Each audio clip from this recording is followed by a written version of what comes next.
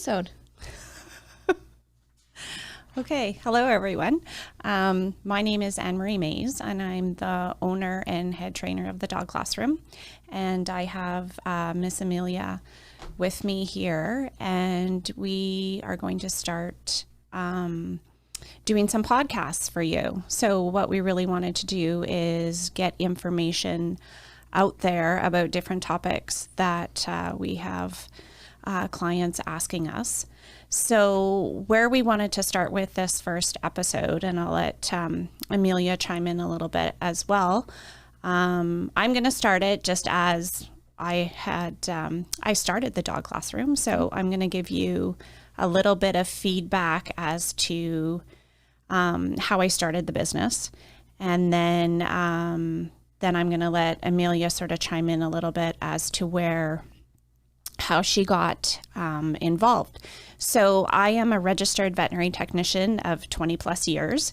So this started my career, I would say, working with dogs. And I think I was about 10 years-ish being a technician. And then I was off on maternity leave with my kids. And then when I came back, there was a technician that had joined our staff. And she taught puppy school in the clinic that she worked in on the East Coast. So really got interested in that. And we started actually offering puppy classes at the clinic. So in noticing the difference with that, puppies that came to puppy school weren't stressed about coming because it was a good, fun place. And it was a place that they didn't only get needles, right? So once that technician left and went back home, I continued the puppy school and then talked to my boss, and we went into, I think at that point it was called Canine Learning. It was the first one I think that I did. And what it was is just the next level training classes, because everybody that did puppy school really liked the training methods. So, and they're like, okay, what can we do next? What can we do next? So that's sort of how everything started to launch, is just building on the different levels of classes, different behaviors, different challenges. And then that led to is I wanted to continue to offer different classes and build on it. And so then I opened my own business, the dog classroom. So that involved getting my own space and then starting to hire trainers, which is where Amelia comes into play. So actually, you know what? I'm going to let you jump in and just sort of say how you started with me, and then we can talk more about how we built together. Okay. So I started back when it was, I think it was like, there was early learning and then there was canine learning or something, like there were two levels. Yeah. And I actually started with you because I had gone somewhere else, and I was not having a lot of success with the training methods. And I remember coming in and I thought I knew everything, and I knew very little in the grand scheme. And you had taught me basically just some really basic stuff about like leash walking and basically how to handle the dog that I had at the time, who was a big, strong bully breed dog. And then later on, I got a little rescue dog, and I came back for some reactive classes. Okay. And that was Ollie. And I think shortly after that, I got Stark, who's one of my current dogs. Yeah. And I think when I got him, I said, I want to train dogs. And I asked you if I could teach reactive class. And it was a little bit of like the Dunning-Kruger effect, where you think you know everything and you really know nothing. And you kind of politely were like, why don't you start watching, the canine learning class? And it was really soon after that, I think you had another apprentice trainer start, Mike, who hopefully will come on at some point. Yeah. And then the two of us, I think, were with you and we started what is now beginning with basics, which is like the core of our program. So that was sort of where I started.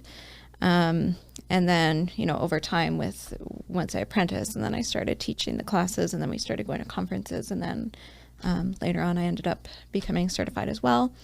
So 2018, I got my CPDT-KA, which is Certified Professional Dog Trainer Knowledge Assessed. And then I believe it was 2020, I got my CPDT-KSA, which is Knowledge and Skills Assessed. Right. So just to back up a little bit with what Amelia said about the training classes, usually if I'm apprenticing trainers or having them come in, I find before you even deal with any type of behavioral issues, you need to understand how the dog learns, which actually we are going to do another podcast on that. But it's about understanding the training process and getting to know all the different personalities, because every dog is different. So if you ever had a trainer tell you that all dogs learn the same, they do not. Mm-hmm. They all learn differently. So you as a trainer has to be able to adjust your training style to help that particular dog and owner. So then what Amelia is saying is reactive classes. That was something that the dog classroom started to build as well, where we had these dogs that actually, I don't want to say couldn't attend classes, were uncomfortable and didn't do well in classes. So I started doing behavior consultations in teaching them different handling skills. And then what happened is these dogs needed to work around other dogs and didn't have those opportunities. So we created a class, which was the reactive dog class, which Amelia is referring to with Stark.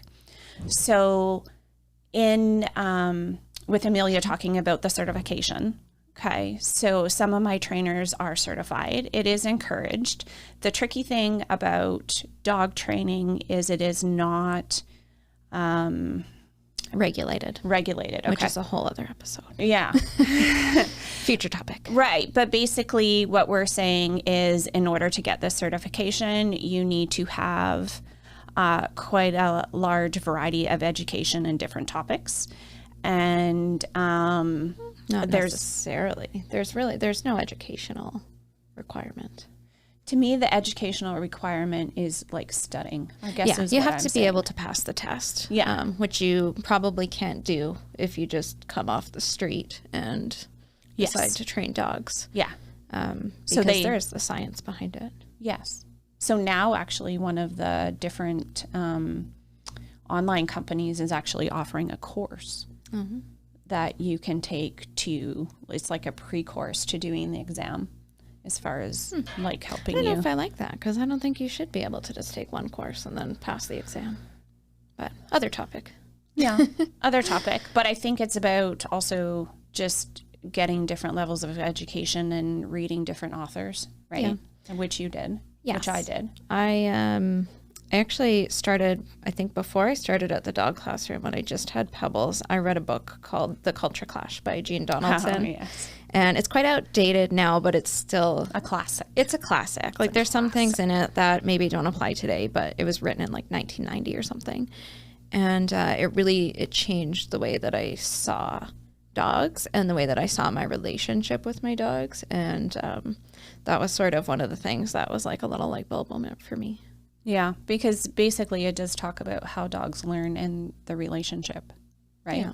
So it tries to not just have them as they need to listen to us because we're the human. They describe the bond and so forth. And basically just how they don't understand when, we're shouting things at them and they're going like, what is that? Like, I don't speak that language. I don't understand. And just the way that she described it as like this impact that that they would have, like if you were a human and you were locked in, the alien spaceship or whatever example she used, and then you saw other humans, but you weren't allowed to communicate with them because it was seen as aggressive and bad, and then bringing it back in to go, okay, well, you're not allowed to go to the washroom and the toilet, that's bad, and they would yell at you, so you have to go where they want you to go, and you have to eat when they want you to eat, and just framing it as like, wow, that is a lot of things that we expect of our dogs that it just doesn't come naturally to them.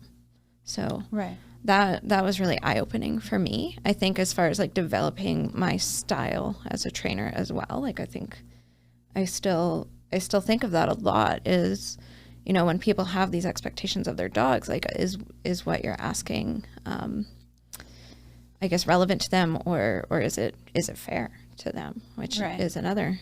So now Amelia's already starting into the next episode. Yes, but that's okay. Yeah.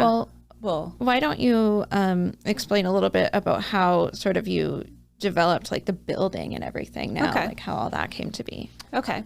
So, as anybody has possibly tried in Thunder Bay to rent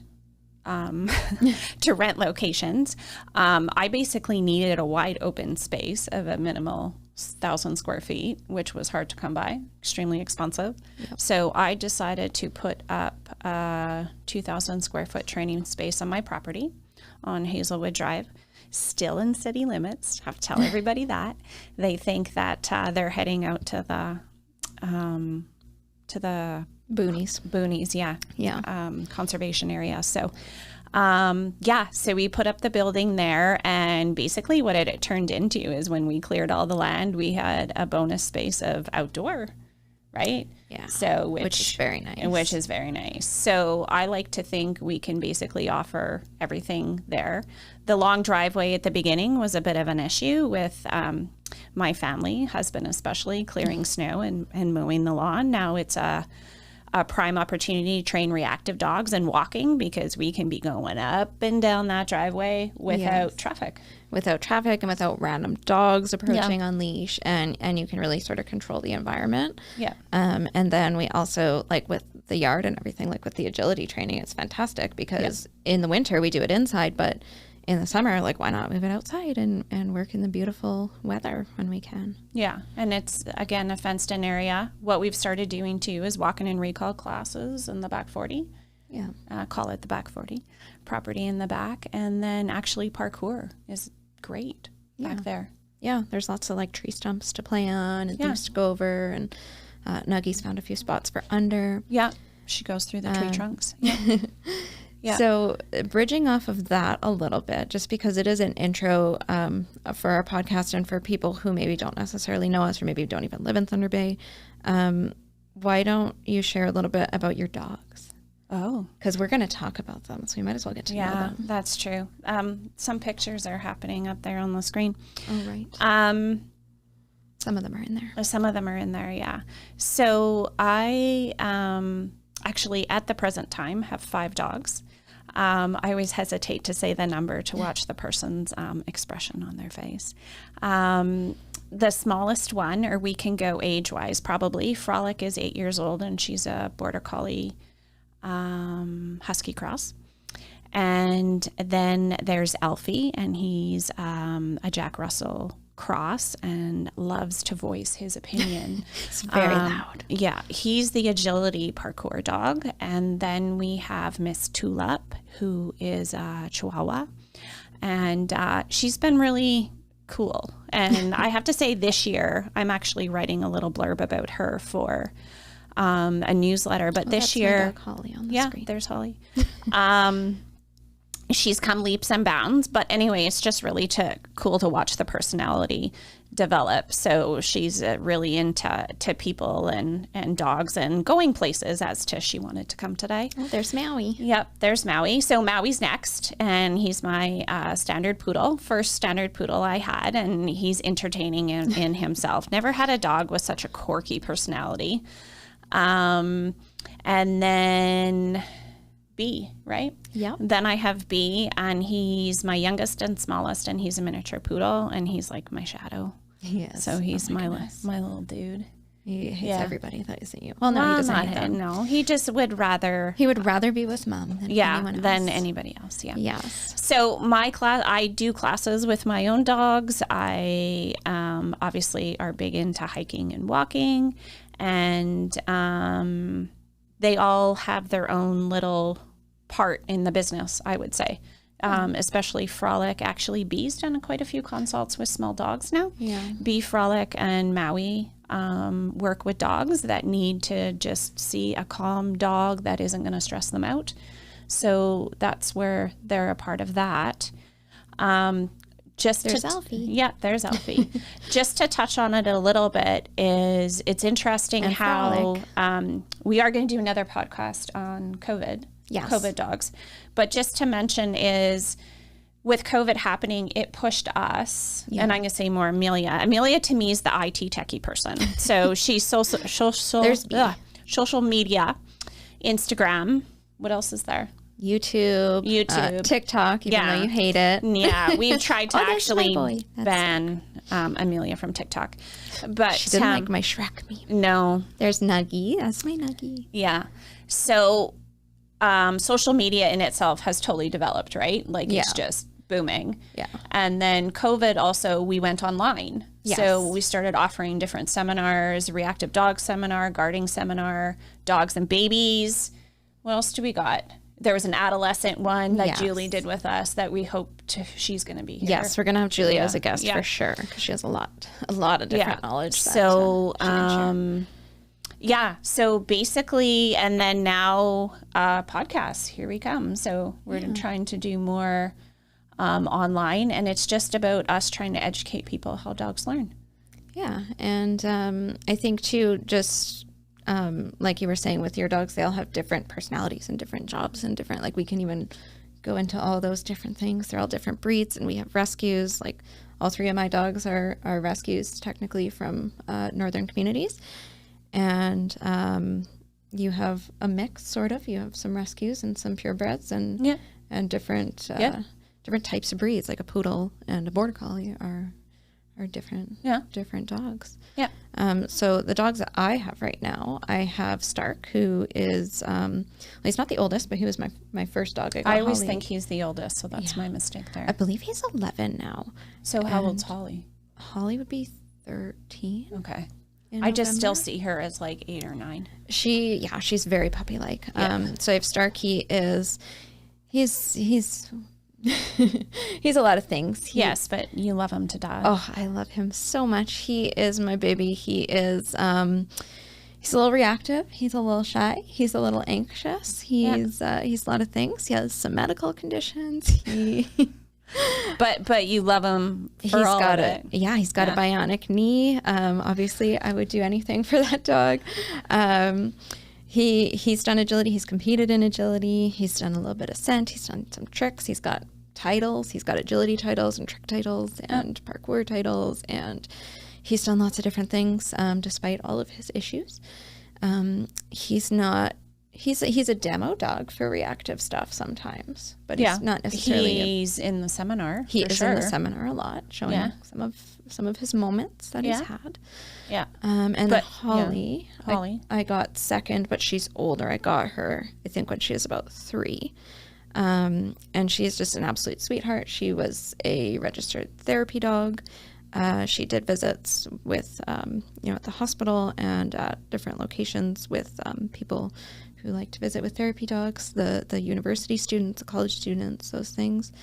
And she's also been a behavior consult dog for a lot of dogs who need a dog that will interact with them, but just, won't overwhelm them. She's a sweetheart. She's 13, but she acts like she's probably about 2. Yeah. And I don't even know, she's some kind of husky shepherd.